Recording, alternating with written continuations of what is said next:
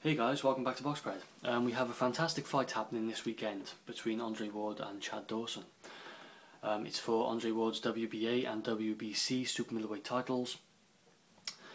And just quickly, we know Chad Dawson's moving down a weight from light heavyweight to super middleweight to fight this fight.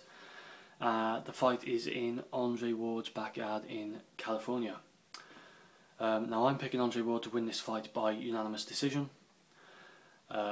I decided that when the fight was first announced, and nothing has changed my mind. This is going to be what many say is going to be a very technical and technical fight between two of the sport's best boxers. People say it may not be such an exciting fight, which I have to go along with, because these guys don't tend to be in very exciting fights as such. But it will display some excellent technical ability probably, and like I say, it's a very good fight because two of the best pound for pound boxers are going in the ring together against each other. First of all, I'd just like to mention something. I do like this fight, obviously, as most people do, but it kind of baffles me why Chad Dawson pursued this fight. I was really surprised when he called out Andre Ward after his defeat of Bernard Hopkins.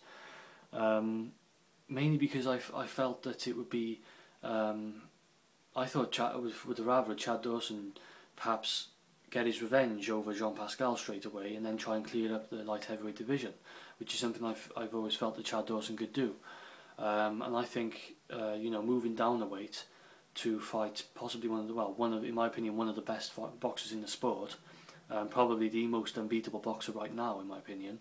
It's kind of baffled me really, from a management point of view, you know, but it's here, and it is a very good prospective fight. So if you look at it, Chad Dawson has, I thought it was more, but I think he only has like an inch in height over Andre Ward, and however does have about a 5.5 inch reach advantage. So that's the main physical attribute in advantage of for Chad Dawson here, is his reach.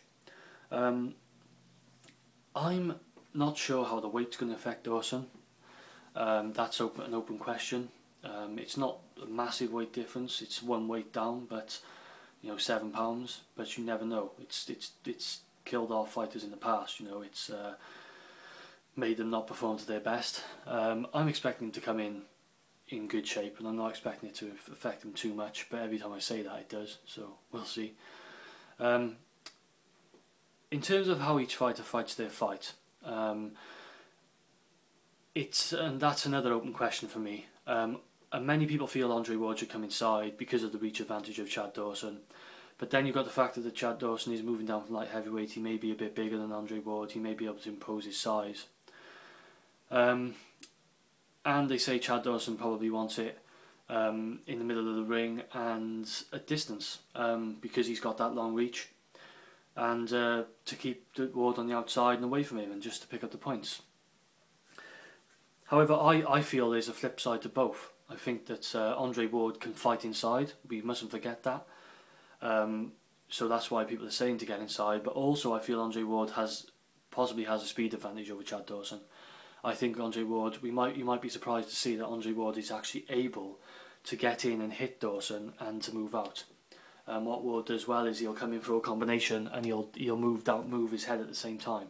Whereas you see someone like Proxer on the weekend who just throws and his head follows the punch. Andre Ward's very technically gifted in that he doesn't do that. He throws the combo and he's moving his head as well. He moves his head down quite a lot to get out of the way.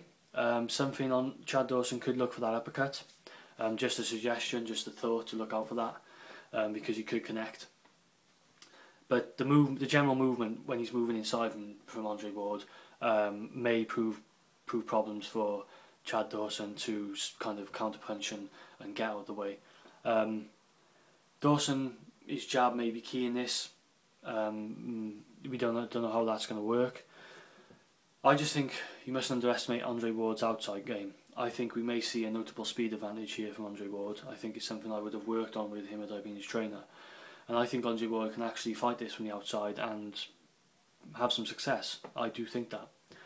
I also feel that Chad Dawson could have some success inside, because he's moving down from light heavyweight, and he may have a bit of a size advantage over Andre Ward, and he may be able to impose his size and get some. You know, Chad Dawson's also not bad inside fighter, in my opinion. So there's a flip side to both things. You know, whatever fight a guy chooses, they may switch it up during the fight. I'm not sure what to expect, but I'm expecting either way for Andre Ward to come out on top.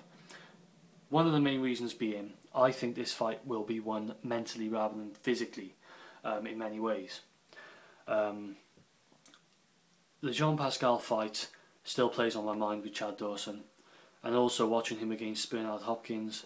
I'm not sure whether Chad Dawson has that extra gear that is necessary to win a fight, and I'm not sure whether he can do what is necessary to win a tough fight in the same way that Andre Ward does what is necessary to win a tough fight. You know, Andre Ward strikes me as a boxer who, if you put him in there on his own without his trainer, he'd still be able to be aware of how a fight is going. So he can see it from the outsider's point of view. Is he behind? Did he win that round? Is he doing enough to be up on the scorecards?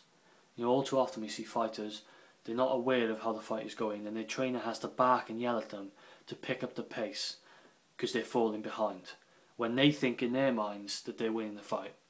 That's how many fighters come undone. I think Chad Dawson is one of those fighters. It has been mentioned in certain videos that Chad Dawson is mentally very strong.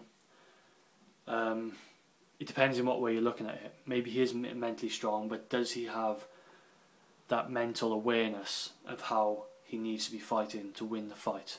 I don't think he does, or definitely doesn't on the same level as Andre Ward. I think that John Scully in Dawson's corner needs to work hard to keep him aware of how he needs to be performing. Whereas we all know Virgil Hunter's a very good trainer in Andre Ward's corner. He can do the same, but it's not as important and as imperative as it is for Scully to be doing that. And I just think that mental edge and advantage to Andre Ward is what will win him this fight. I'm expecting Andre Ward to have a better awareness of how he needs to play this out, and I'm expecting Andre Ward to walk away with a unanimous decision victory and retain his titles. You know, Chad Dawson must not be written off or underestimated. I'm not doing that. Chad Dawson has a very good chance in this fight. It's a close fight. It's not by any means going to be straightforward for Andre Ward to get that decision. He's going to have to overcome, you know, the obstacle of Chad Dawson, who is technically gifted and a very good boxer, and also someone who perhaps can use his reach to his advantage. You know, asking questions of Andre Ward. But overall, I think this is going to be a bit more mental than physical, and I feel that Andre Ward is going to win that battle. So I'm going to leave it there. Thanks for watching. I hope I've mentioned everything I wanted to, and I hope I've given you some food for thought for this fight. Please let me know what you guys think, and as always, thanks for watching. This is Boxbread, and I'm out.